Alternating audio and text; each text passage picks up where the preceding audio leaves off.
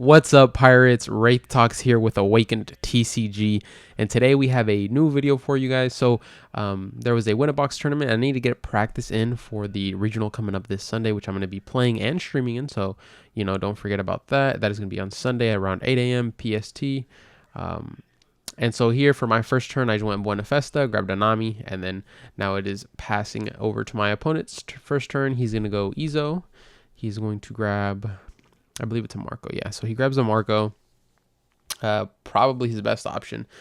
A lot of versatile cards that you can grab with Izo, but being able to play a Marco on curve is always pretty amazing.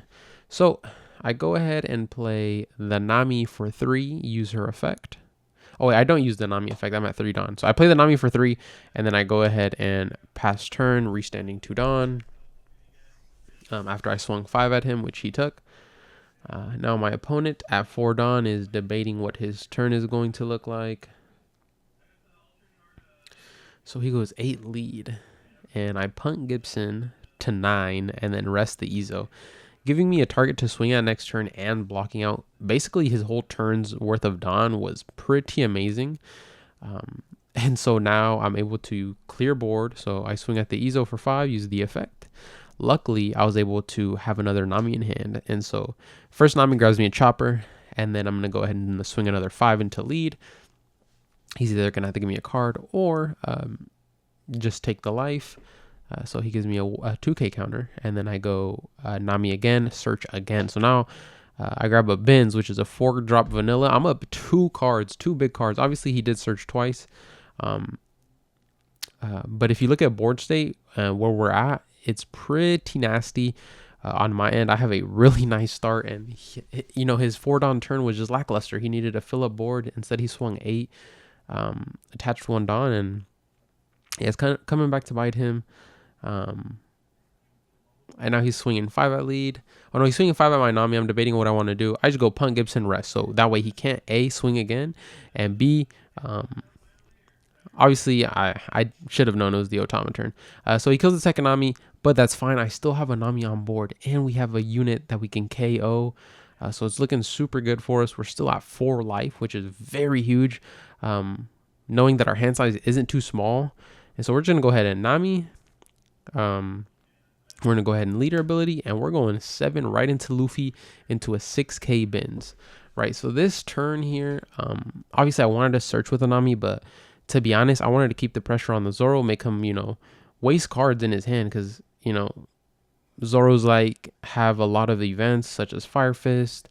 I know some run Jet Pistols, right? So that takes up their turn while trying to clear your board. But at this point, I think it's a little too late. Even if he does get an effective, if he gets an effective Fire Fist off, it's still not going to help him as crazy as he thinks it is.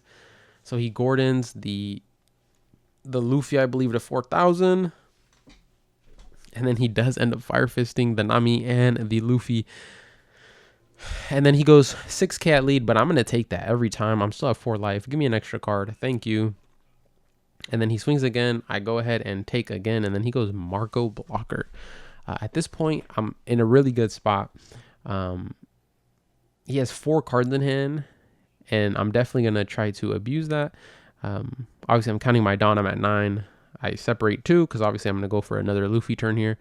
I do take a moment to think about what I'm going to do, but I'm like, you know what? I'm just going to apply pressure, and I'm going to go ahead and, play the Luffy, and I'll be in a good spot. Because, obviously, so I swung life, and then I swung life again. I think the reason why I swung life is just for the fact that he would have to counter out way more, or he's going down in life by a lot. And so he's going to go ahead and block this, I think.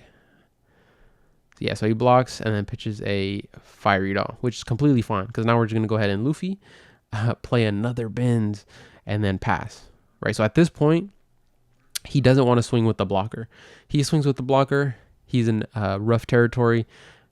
If I have a punt Gibson, he's going to regret that. So, the Zoro player is just in a really bad spot. He has to play around so much, and on top of everything, I have a 6K Benz rested that he might want to clear, because if he just goes for face here, I can pretty much effectively block out and live this turn 100%. And then my opponent obviously would be, kind of left at no Dawn, And yeah, so he goes 7 here. I'm gonna go ahead and pay 2 Hell's Judgment. I do that to the leader and to the Marco. So he swung lead with his Marco. Hell's Judgment brought him down to 4, and now his leader's at 3k as well. So he's just in a really rough spot. Obviously, me being on the first turn curve gives me that extra edge because I can Dawn -1 before my 5th turn to be at 10 Dawn, right? And so, you know, I'm just loving life right here in this position I'm in. My opponent just counting up his Dawn, doesn't really know what he wants to swing, doesn't really know what he wants to do. Obviously, doesn't have the biggest hand, so he might not have a lot of options. But yeah, I mean, his leader's at 6k or at 3k now because of Hell's Judgment, and so he would have to attach 2 Dawn at least to get 1 swing off. And then what my opponent doesn't know is that I have a card that's going to just end him. So he ends up putting the 2 Dawn and he swings 5. I'm just going to go ahead and block out because I know he's not attacking with his blocker Marco. So I just block out the 5k for free with my Luffy, give him no value. He goes and plays another Marco to kill up one Hephaestus and passes. But at this point, I think it might be a little too late. I'm just going to go ahead and get value again. Now I'm swinging at the Marco because he's really low on cards. Really want to put him down to as little amount of cards as possible. And so yeah, he's even debating it. He's like, if I let this go, might not be in a good position. Boom, gives me a event. I go 6 again, and that time he just takes it instantly, right? So in that situation, why not just go ahead and take the first hit and keep that extra counter? Regardless though, I Buenafesta to grab a Luffy, and then I'm gonna Luffy again. This card or this deck is just really good at finding your film cards and always having, you know, crazy plays. So now we go Luffy into Uta, making sure that I'm, you know, not in the worst spot ever. I have 3 cards in hand. So, you know, if my opponent were to go lead with like something crazy like a Luffy or Zoro's, you know, that's why I left both of the blockers up just in case. You know, want to secure it. Really want to secure it. No need to overswing with an extra Luffy, even though I already do have an Uta up. Obviously, I'm gonna be at 10 Dawn, which is perfect. And then the Uta, regardless of what he swings with, the Uta is getting rested to block. And then I'm using a Dawn effect. Dawn -1, rest one of the Marcos. So I opt for the Marco blocker. Just so I can go for lethal next turn, and for my opponent to still swing into me with his other character. So he's swinging 9, and I'm just gonna go ahead and take that. I'm at 2 life. That's perfectly fine with me. So I take the 9k hit. No need to even try to block that. He goes Izo, grabs a Vista, and then he passes. And so at this point, you can kind of see board stay in hand advantage pretty clearly. I am at 4 cards, 1 life. He is at 3 cards, 2 life, but I have 4 units on board that are lethal. He only has 2. And then I go swing 6, swing 6. Basically putting him on lethal turn. Swing 5. He blocks for 1. I go ahead and swing 7 with one of my blocker Luffy's.